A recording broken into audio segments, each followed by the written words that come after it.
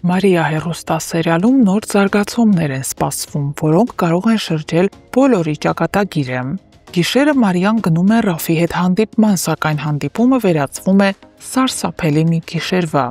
Ռաֆը նրան տանում է քաղաքից դուրս, ավտոտնակներից մեկում խլում է հեռախոսը և դրսից փակում դուռը։ Մարիան մնում է մենակ, մթության, ցրտի ու խուճապի մեջ։ Իսկ Ռաֆը հանգիստ գնում է տուն ու քնում, կարծես ոչինչ էլ չի եղել։ Առավոտյան տիկին Ալիսան մտնում է Մարիայի սենյակ ու նկատում, որ Մարիան տանը չի գիշերել։ Տանը գտնվող Աբուլն ու Լիլիթը խառնվում են իրար, իսկ Ռուբենը Աբուլի հետ շտապում է ոստիկանություն Մարիային գտնելու համար։ Աբուլը պատմում է, որ օրեր առաջ Մարիային Ռաֆի հետ է տեսել, իսկ Ռուբենն անմիջապես կապ է հաստատում Ալայի հետ, հասկանալու համար արդյոք Ռաֆը տանն է։ Ալան հաստատում է. այո, Ռաֆը տանն է եղել ողջ գիշեր ու հիմա էլ տանը քնած է, բայց այս ընթացքում փրկություն է հայտնվում ամենաանսպասելի ձևով։ Մի տարեց մարդ բացում է ավտոտնակի դուռը,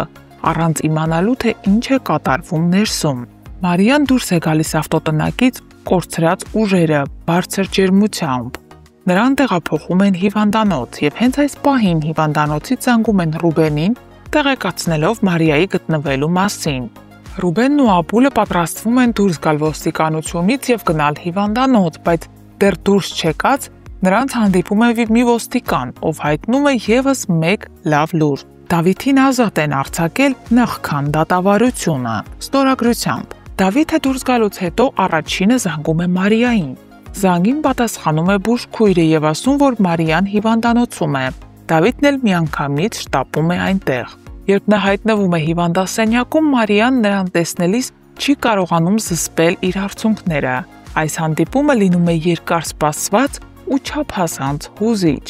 Իսկ այս ամենի ֆոնին Ռաֆը առավոտյան վերադառնում է ավտոտնակի մոտ ու տեսնում դուռը բաց է, Մարիան չկա։ Նա խուճապի մեջ է ընկնում, մինչև փորձում է հասկանալ, թե ինչ է պատահել, նրան էլ է հասնում այն ինֆորմացիան, որ Մարիան գտնվել է ու հիվանդանոցում է։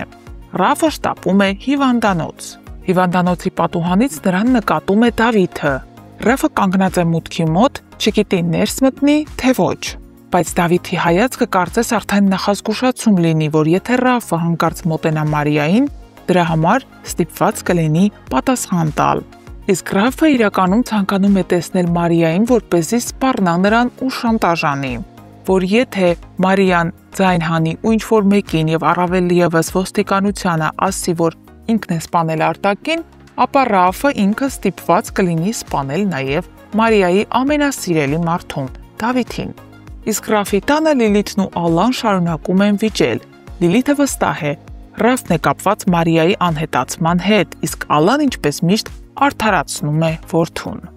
Հարգելի հետևորդներ, արդյոք Մարիան ձայն կհանի և Դավիթին կամ Ռուբենին կասի ճշմարտությունը և թե ինչպես է հայտնվել հիվանդանոցում, իսկ մինչ այդ ամբողջ գիշերն անցկացրել ավտոտնակում։ Արդյոք կասի ճշմարտությունը։ Գրեք մեկնաբանություն։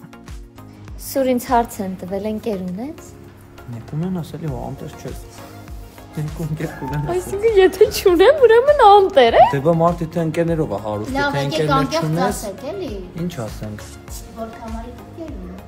Եվ ով է այդ ընկերը։ Դա չբարձրաձայն ենք ամեն դեպքում։ Իսկ թվում է բոլորիս համար բարձր։ Ոնց է ես ինչ-որ բան ստեղյակ չեմ կամ տեղյակ։ Լավ է։ Կարայինք չէ, մենք հիմա օրինակ տանը լինեինք։ Ես կլինեի անկապիկ։ Ես սուրճ կխմեի տանը, սուրճ։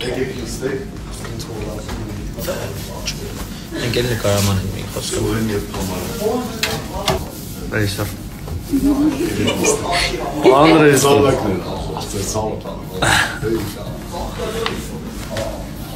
Տեկնա, նստել ես։ Ես դες ուզում եմ ցույց տալ, թե ոնց է հնարավոր դառնալ դերասան եւ ուղղակի պարկած փող աշխատել։ Խնդրեմ։ Սովինան, ինչի՞ չես աշխատում։ Ալլա, աշխատի։ Որովհետև չգիտեմ։ Այսօր եմ նկարահանման։ Այսօր նեժնի նկարահանում է, էլի։ Անիմաս գովազն եմ անի։ Չէ՞ սուր։ Նեժնին էլ ստես սպասում եւ դու իրան գովազ կանես։ Ես Վարդանի կյանքից եմ ուզում։ Կրավատս քանդելա մեջը պարկելա։ Ջուրը տվեցինք։ Հիմա տալիս ենք ուտելիքը։ Հələ մի բան է, ես եմ իրան խանգարում, իրան մլծիկից խանգարում եմ, կտրում եմ իրան։ Ես էլ եմ ուզում սա։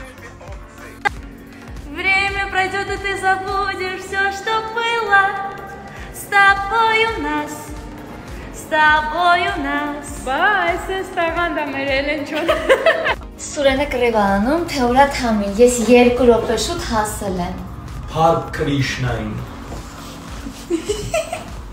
Կրիշնային։ Չգիտեմ։ Ես պատրաստ եմ։ Մենք ֆիլտրով ենք ստորի անում, որ մեր տանջված դեմքերը չտենակ։ Երեխեք դուք գիտեք մի քիչ բարդ տեսարան ենք խաղացել այսօր, երկուսով, այն որ ուշ ջնենք։